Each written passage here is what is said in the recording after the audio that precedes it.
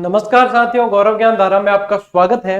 आज अपनी school lecturer की क्लास है और स्कूल लेक्चरर की क्लास में सबसे इम्पोर्टेंट टॉपिक जो क्रांतिकारियों से संबंधित है, राष्ट्रीय आंदोलन से संबंधित है। तो क्रांतिकारियों की बहुत अहम भूमिका है और आपके लिए अच्छी बात यह है कि इसमें क्रांतिकारी आपके दे रखे हैं, ठीक है ना, नाम दे रखे हैं क्रांतिकारियों के। तो अपन साथियों क्रांतिकारी आज पढ़ने जा रहे हैं। इसमें देखो सबसे पहले जो आपके जो क्रांतिकारी पढ़ने हैं वो ये है, इस प्रकार है, ठीक है साथियों। आज आपकी क्रांतिकारियों की एक क्लास आ रही है। एक चीज जो है वो आपको टेलीग्राम पे मैं एक पोल डालूंगा, उस पर वोट करके बताना है कि कल की क्लास आपको इसका ही अगला पार्ट चाहिए या ऑब्जेक्टिव जो अपने रिवीजन वाली चल रही थी वो चाहिए। क्योंकि संडे को तो ऑब्जेक्टिव रिवीजन वाली आनी ही आनी है, लेकिन कल के लिए आपको इसका अगला पार्ट चाहिए या वो चाहिए, ये आप ज्यादा से ज्यादा वोट करके बता देना। तो जो मेजोरिटी होगी यानी विद्यार्थी ज्यादा जो चाहेंगे वही अपन करेंगे, ठीक है। विद्यार्थियों के लिए किया गया प्रयास है तो विद्यार्थियों की इच्छा के अनुरूप ही किया जाएगा, ठीक है ना। तो यहाँ पे देखो साथियों, अपन को जो पढ़ने हैं क्रांतिकारी, उसमें है आपके विनायक दामोदर सावरकर, वीडी सावरकर, बंकिम चंद्र चट्टोपाध्याय, ठीक है, लाला लाजपत राय, और इसके अलावा बाल गंगाधर तिलक, विपिन चंद्र पाल, चंद्रशेखर आजाद और भगत सिंह, सुखदेव, रास बिहारी बोस और सुभाष चंद्र बोस। ये अपन को मुख्य क्रांतिकारी अपन को पढ़ने हैं, ठीक है ना, जो आपके सिलेबस में शामिल है। यदि कोई रहा है, मुझसे छूट गया है तो आप बता देना, मैं उसको भी शामिल कर दूंगा और आपको बता दूंगा। अब इन पर आधारित जो क्लासेस है साथियों, वो नोट्स मेकिंग पैटर्न पर ही है। समझते हुए अपन आगे बढ़ेंगे और बहुत बेहद कारगर आपके ये कारगर सिद्ध होने वाली है। तो चलिए साथियों शुरू करते हैं। उससे पहले आपको एक इंफॉर्मेशन दे दूं, यदि कल वाला वीडियो किसी ने नहीं देखा है या टेलीग्राम पे पोस्ट देखने से चूक गए हैं, वंचित रह गए हैं, तो उन्हें बता दूं, कल आपको रक्षाबंधन के दिन ऑफर दी गई थी जो आज भी लागू है। उसमें खास बात यह है साथियों कि जो टेस्ट सीरीज जैसे स्कूल व्याख्याता की आपकी है, जो टेस्ट सीरीज आपको 79 में दी गई थी, हालांकि ये भी बिल्कुल न्यूनतम मूल्य ही था क्योंकि टेस्ट की संख्या बहुत ज्यादा है, प्रश्नों की संख्या बहुत है और गुणवत्ता युक्त है, लेकिन फिर भी विद्यार्थियों के लिए अपन ने इसको घटाकर कर दिया है 70। तो ये भी लेंगे तो 70 और ये भी लेंगे तो 70 प्लस जीएसटी जो है साथियों वो जरूर आपको, वो तो चाहे कोई भी टेस्ट सीरीज जीएसटी तो देना ही पड़ता है क्योंकि ये तो सरकार लेती है, उनका नियम है। इसके अलावा ये राजस्थान यानी कि अब क्या है, तृतीय श्रेणी का सिलेबस डिटेल में आ गया है, तो उसमें राजस्थान की अहम भूमिका है, ठीक है। तो उसमें अपनी क्लासेस तो आपके काम आ ही रही है, लेकिन जो अभ्यास करना चाहते हैं बेहतरीन अभ्यास, उनके लिए अपन ने आरबीएसई पर आधारित ये राजस्थान जीके वाली टेस्ट सीरीज लॉन्च की है। तो इसमें आपको इतिहास वाला एक फोल्डर है और इतिहास कला संस्कृति का एक है, राजस्थान ज्योग्राफी और अर्थव्यवस्था का। पहले इसकी प्राइस अपन ने रखी थी 51, ठीक है ना, ये भी लागत मूल्य था क्योंकि इसमें भी साथियों टेस्ट बहुत ज्यादा है, यानी कि अभ्यास भरपूर अभ्यास है और इसे भी 1 महीने बाद और अपडेट करेंगे अपन, यानी प्रश्नों को भी अपडेट करेंगे, टेस्ट को भी अपडेट करेंगे। लेकिन इसमें भी ऑफर में घटाकर इसको कर दी है साथियों 45 प्लस जीएसटी, ठीक है ना। इसमें एक और मजे की बात यह है कि हिस्ट्री, एक तो इसमें कौन सी है, हिस्ट्री है, और एक है आपकी ज्योग्राफी वाली। जो ये दोनों टेस्ट सीरीज विद्यार्थी ले लेते हैं उन्हें पॉलिटिकल की अलग से लेने की आवश्यकता नहीं है। जो ये दोनों टेस्ट सीरीज ले लेते हैं उन्हें पॉलिटिकल की टेस्ट सीरीज बिल्कुल फ्री दी जाएगी, ये कल की आपके घोषणा कर दी गई थी। और वो पॉलिटिकल वाली वैसे 41 में हम लॉन्च करने वाले थे अलग से, और होगा तो करेंगे भी, लेकिन जो ये दोनों टेस्ट सीरीज जिन्होंने ले रखी है उनको उसके लिए अलग से पे करने की आवश्यकता नहीं है। ये टेस्ट सीरीज उनको बिल्कुल इसके अंदर ही उनके टेस्ट जोड़ दिए जाएंगे, यानी कि ये बिल्कुल फ्री में आपको पॉलिटिकल राजनीति विज्ञान के जितने भी टॉपिक है राजस्थान से संबंधित वो सारे के सारे इसमें जुड़ जाएंगे, यानी वो आपके लिए बिल्कुल ही फ्री रहेगी। तो ये है आप लोगों के लिए किया गया प्रयास। और ये जो डिमांड कर रहे थे सर वन लाइनर कब आ रही है, कब आ रही है, देखो आप लोगों को साथियों जितना इंतजार है ना इस वन लाइनर का, उतना ही मुझे भी इंतजार है। और शायद अगले शुक्रवार को मैं जब क्लास लूंगा तो ये वन लाइनर आपके हाथ में होगी, इतना मैं कह सकता हूं, ठीक है। तो यानी ज्यादा दिन दूर नहीं है आपसे वन लाइनर। जब भी आ जाएगी अपन लॉन्चिंग का एक वीडियो बनाएंगे, उसकी विशेषता बता देंगे, टेलीग्राम के जरिए आपको बता देंगे सब कुछ। और ये वह चीज है जिसको पढ़ने के लिए आपको सिर्फ 1 महीना चाहिए और आपके यूं समझ लीजिए कि आप उसके बाद में 90% सवाल बिल्कुल सही करके आ सकते हो, ठीक है। और बिल्कुल सार गर्भित ये चीज जो है वो हाथ में आने के बाद, यानी मार्केट में विद्यार्थी जाता है, हाथ में आने के बाद इसे रखना जो है थोड़ा सा उसके लिए चुनौतीप्रद हो जाएगा। चलिए साथियों, बातें बहुत हो गई और आपको जो प्रयास बताने थे वो बता चुके हैं। तो अब अपन शुरू करते हैं आज की क्लास। सबसे पहले अपन पढ़ने जा रहे हैं विनायक दामोदर सावरकर। सावरकर जी का मतलब ऐसा व्यक्तित्व था कि इनका नाम लेते ही खून खौलने लगता था। ये बहुत बड़े क्रांतिकारी थे साथियों, जो मतलब यदि बलिदान के लिए किसी को जाना जाए और वीर सावरकर जी का नाम नहीं आए तो वो शब्द ही अपने आप में अधूरा रह जाएगा। ऐसे व्यक्तित्व के धनी थे। इनका जन्म जो है साथियों, इनका जन्म जो है वो 28 मई 1883 को नासिक में हुआ। और नासिक कहां है? महाराष्ट्र के अंदर। इनकी मृत्यु 26 फरवरी 1966 को मुंबई के अंदर होती है। मुंबई भी महाराष्ट्र में है। पूरा नाम इनका विनायक दामोदर सावरकर है, जिसे शॉर्ट में अपन क्या कह देते हैं? वीडी सावरकर। ठीक है ना? वीडी सावरकर जिन्हें कहते हैं, वीर सावरकर जिन्हें कहते हैं, वे आप ही है, विनायक दामोदर सावरकर। उपनाम इनका देखो वीर सावरकर और स्वातंत्र्य वीर। जब इनकी जैसे पुण्यतिथि या ये आती है तो स्वातंत्र्य वीर के नाम से कई पोस्ट बनती है। यहां पे भी आप देखोगे स्वातंत्र्य वीर वीदा, यानी विनायक दामोदर सावरकर। तो विनायक दामोदर सावरकर के उपनाम भी आपको ध्यान में रखना है। ठीक है? इनकी पत्नी का नाम साथियों यमुनाबाई था। इनके पिता का नाम दामोदर पंत सावरकर, यानी विनायक दामोदर लगता है ना, तो ये दामोदर पीछे यहां से लिया गया है। इनकी माता का नाम था साथियों राधाबाई। ठीक है? हालांकि बहुत कम पूछे जाते हैं माता और पिता का नाम, लेकिन अपन ने फिर भी शामिल किया है। अच्छा, जो विद्यार्थी कुछ लिखने में आलस करते हैं, जैसे मेरे जैसे कोई आलसी कई है, तो उन लोगों के लिए बिल्कुल क्रमबद्धता के साथ में ही वन लाइनर लिखा गया। ऐसा लगेगा आपको जैसे कि किसी ने नोट्स मेकिंग पैटर्न है, यानी कि बिल्कुल क्रमबद्धता के साथ। तो यदि नहीं भी लिख पाते हो तो चिंता मत करना, आप लोगों के पास में चीज बेहतरीन उपलब्ध होने वाली है। और भी उसके अंदर बहुत कुछ है जो सीधी परीक्षा में सवाल बनते हैं, यानी कि आरपीएससी और एनसीईआरटी के फैक्ट बहुत सारे उसमें डाले गए हैं इस बार, और आरबीएससी का भी संपूर्ण निचोड़ डाला गया है। इसी कारण लेट हुई है। लेट होने का कारण यह था, नहीं तो मैं इसको आपको कम से कम 15-20 दिन पहले दे सकता था, लेकिन थोड़ा सा लेट हो जाएगा वो बढ़िया है, लेकिन चीज बढ़िया विद्यार्थियों के हाथ में जानी चाहिए, इसीलिए थोड़ा सा लेट है, बस कारण यही है। साथियों, इन्होंने 1899 में नासिक के अंदर, ठीक है ना, ये नासिक में ही, नासिक में 1899 में मित्र मेला नाम से एक संगठन की स्थापना की। अब ये संगठन ऐसा है, उस समय बहुत सारे क्रांतिकारी संगठन बनते थे, उनकी तरह ही ये एक संगठन था जो क्रांतिकारियों को प्रशिक्षण देना है, कैसे क्या करना है, अंग्रेज अधिकारी जो परेशान करते हैं उनको काम पे लगाना है, ठिकाने लगाना है, सब काम इसके द्वारा किया जाता था। यानी कि क्रांतिकारियों को ट्रेनिंग दी जाती थी एक तरीके से मित्र मेला में। ठीक है? इसकी स्थापना विनायक दामोदर सावरकर और गणेश सावरकर इन दोनों द्वारा की गई, जिसे अंत में जाकर जो है गणेश सावरकर द्वारा भंग भी लास्ट में भंग कर दिया गया था। लेकिन यहाँ पे यही है, और इसी मित्र मेला का नाम बदलकर अभिनव भारत रखा गया। कब रखा गया? 1904 के अंदर। ये चीजें पूछी जाती है एग्जाम में, ये मोस्ट इंपोर्टेंट है। आप इसे मोस्ट इंपोर्टेंट का साइन आपका जो भी हो वो लगा देना।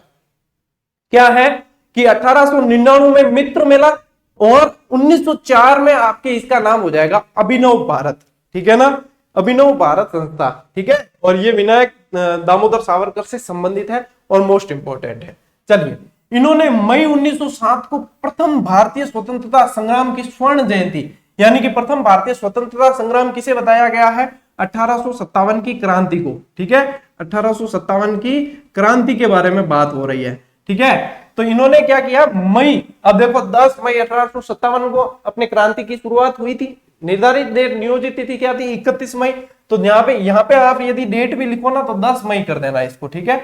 यदि डेट लिखना चाहो तो यहाँ पे इन्होंने जो है वो स्वर्ण जयंती कहां मनाई? इंडिया हाउस के अंदर। और इंडिया हाउस कहां है? लंदन के अंदर इंडिया हाउस में इन्होंने स्वर्ण जयंती मनाई थी। ये इंपॉर्टेंट प्रश्न है साथियों। ठीक है? इसके अलावा देखो 1857 का ये पुस्तक मैंने आपको उस क्रांति के अंदर भी बताई थी। 1857 का भारतीय स्वतंत्रता संग्राम पुस्तक लिखी। ठीक है ना? ये इन्होंने ही लिखी है। तो इन्होंने क्या बताया? 1857 की क्रांति को प्रथम भारतीय स्वतंत्रता संग्राम बताया है। ठीक है? बहुत मोस्ट इंपोर्टेंट है, प्रश्न खूब बनते हैं। देखो, बाल गंगाधर तिलक की सिफारिश पर साथियों सावरकर के अध्ययन हेतु लंदन में श्यामजी कृष्ण वर्मा, अब इंडिया हाउस से संबंधित ही थे ये, तो श्यामजी कृष्ण वर्मा छात्रवृत्ति की व्यवस्था की गई। जब ये लंदन में पढ़ने के लिए गए तो तिलक जी की सिफारिश पर, तिलक जी ने इनके लिए बहुत प्रयास किए हैं, तिलक जी की सिफारिश पर इनके वहां पे अध्ययन की व्यवस्था की गई और श्यामजी कृष्ण वर्मा छात्रवृत्ति की व्यवस्था हुई, जिसके कारण ये बहुत अच्छी तरीके से अध्ययन कर पाए। ठीक है, ध्यान रखना, इंडिया हाउस भी एक तरीके से क्रांतिकारी गतिविधियों का केंद्र रहा है लंदन के अंदर, कई सारी योजनाएं बनती थी वहां भी। ठीक है, अब देखो, कर्जन वाइली की हत्या, कर्जन वाइली नाम ही अडोरा के वाइलियां करतो हुई, ठीक है ना, कर्जन वाइली की हत्या के पीछे माना जाता है कि इनका भी हाथ रहा है, और कर्जन वाइली की हत्या के बाद में इन्होंने एक भड़काऊ भाषण भी लिखा था, भड़काऊ लेख लिखा था इन्होंने। ठीक है, और कर्जन वाइली की हत्या की किसने थी? मदन लाल ढींगरा ने की थी। ठीक है, मदन लाल ढींगरा ने की थी। मदन लाल ढींगरा द्वारा कर्जन वाइली की हत्या पर लिखे लेख के कारण 1910 के अंदर इन्हें लंदन से गिरफ्तार कर दिया गया। क्या किया? लंदन से गिरफ्तार किया, और भारत लाते वक्त ये इन्होंने क्या किया? जहाज के सीवर हॉल से भाग निकले। जहाज का जो सीवर हॉल होता है उससे समुद्र पार करने का जज्बा रखते थे, इतनी इनके अंदर मतलब इच्छा शक्ति कितनी दृढ़ थी, देशभक्ति की भावना कितनी दृढ़ थी, तो सीवर हॉल से निकलकर भाग निकले वहां से। भारत के एकमात्र क्रांतिकारी जिन्हें 2 जन्मों की सजा दी गई, ठीक है ना, कि वापस जन्म हो जाता है तो वापस इनको उम्र कैद की सजा दी जाए, तो जिन्हें 2 जन्म आजीवन कारावास की सजा दी गई वो आपके वीर सावरकर थे। ठीक है, फिर देखो 1911 के अंदर नासिक षड्यंत्र केस। अब नासिक षड्यंत्र केस में क्या था कि न्यायाधीश जैक्सन की हत्या की थी अनंत लक्ष्मण कन्हारे ने।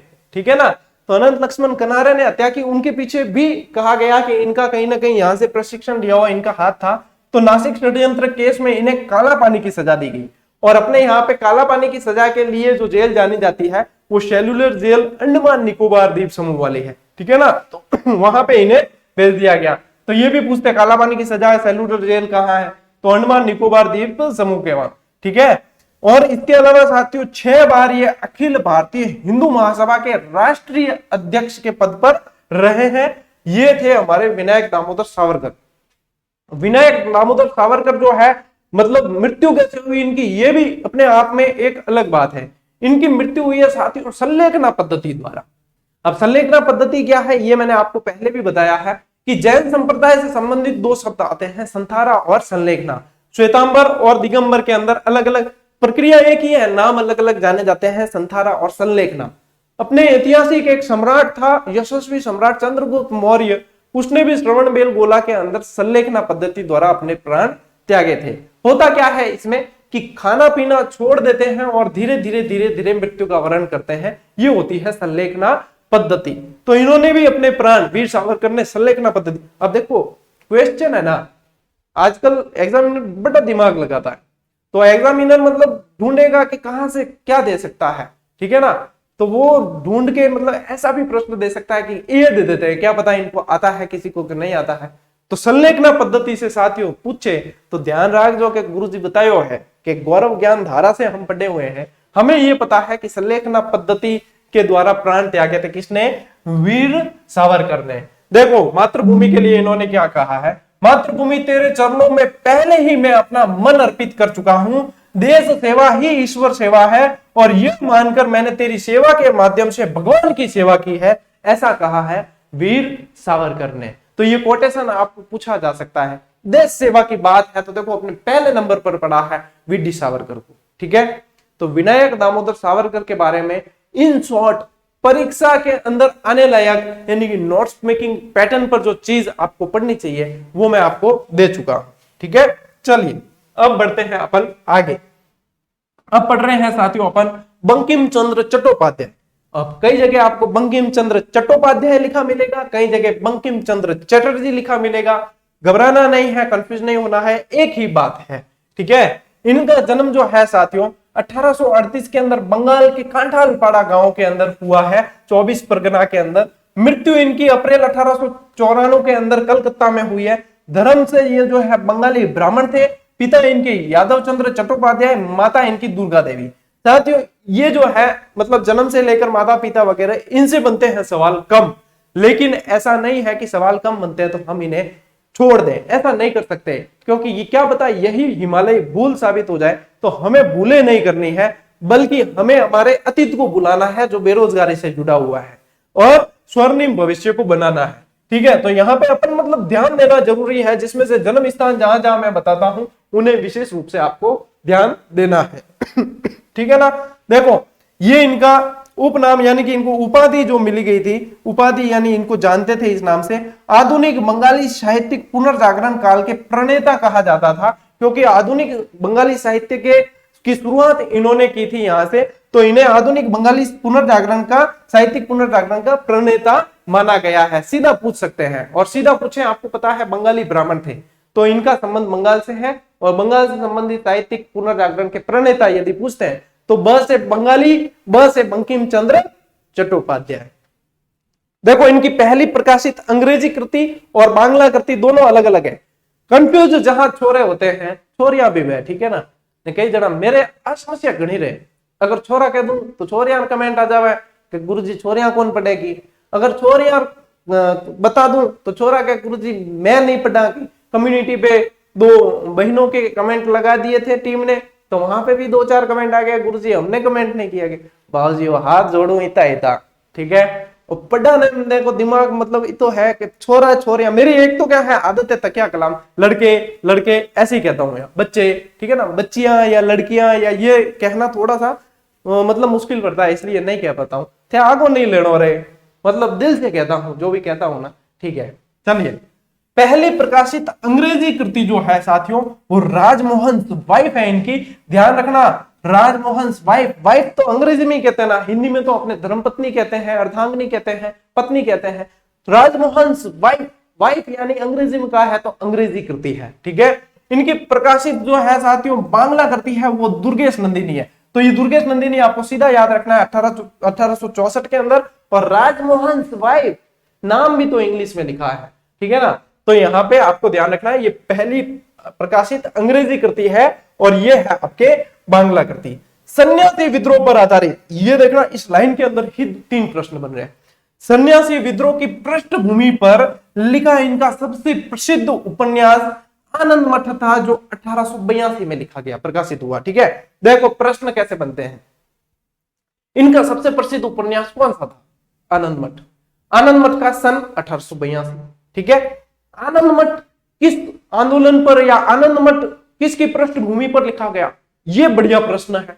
सन्यासी विद्रोह, देखो 1770 से 1800 तक के करीब एक मतलब सन्यासियों का, एक सन्यासियों के रूप में मतलब भारतीय क्रांतिकारी डकैत थे जो अंग्रेजों को लूटते थे और भारतीय जनता का भला करते थे, और उनके द्वारा उनके साथ में जो है पीड़ित किसान वगैरह जुड़ते गए, और उनके द्वारा जो विद्रोह किया गया वो सन्यासी विद्रोह, फकीर विद्रोह के नाम से जाना जाता है, ठीक है ना।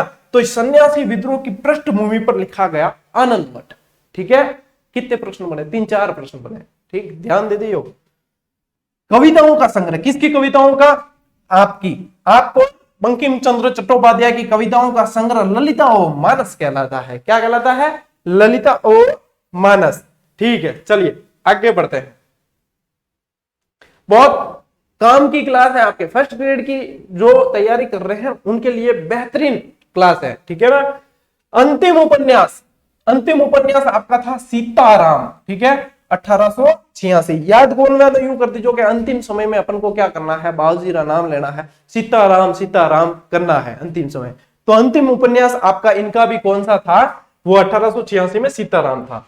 बंकिम चंद्र चट्टोपाध्याय को प्राप्त उपाधियां जो थी साथियों, राय बहादुर की और CIE की उपाधियां प्राप्त थी। आ जाते हैं प्रमुख रचनाओं पे कि ये आनंद मठ, दुर्गेश नंदिनी और इनके अलावा इनकी रचनाएं कौन कौन सी थी।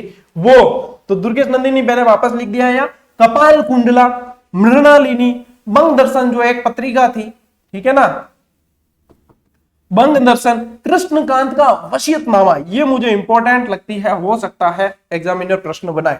राधा रानी, रजनी, चंद्रशेखर आदि इनकी रचनाएं थी। चंद्रशेखर मैंने लिखा नहीं है यहाँ, आप लिख लेना, मुझे याद है चंद्रशेखर भी है, तो चंद्रशेखर भी आप लिख लेना। ये सारी की सारी रचनाएं बंकिम चंद्र चट्टोपाध्याय की, ठीक है। साथियों एक और क्रांतिकारी इसी क्लास में अपन पढ़ेंगे, जो है रास बिहारी बोस।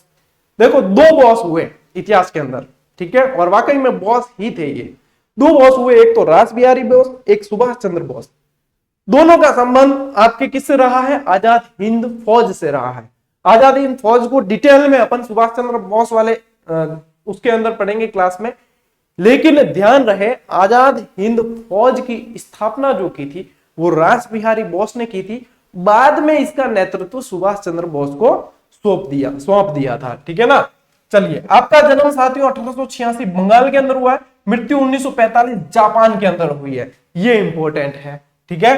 पिता इनके विनोद बिहारी जी थे और माता जो थी भुवनेश्वरी देवी थी। हार्डिंग्स बम कांड के अंदर इनकी भूमिका मानी जाती है, ठीक है। क्रांतिकारी, ओजस्वी क्रांतिकारी थे ये।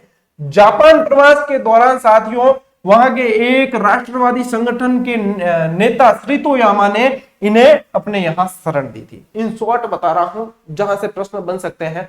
तो श्री तोयामा के यहाँ पे इन्होंने शरण ली और जापानी युवती से ही, तोशिका से इन्होंने विवाह भी किया था, ठीक है ना। चलिए, ये देखिए, पहले इस यहां पे अपन आ जाते हैं, बाद में फिर वापस यहां पे आएंगे।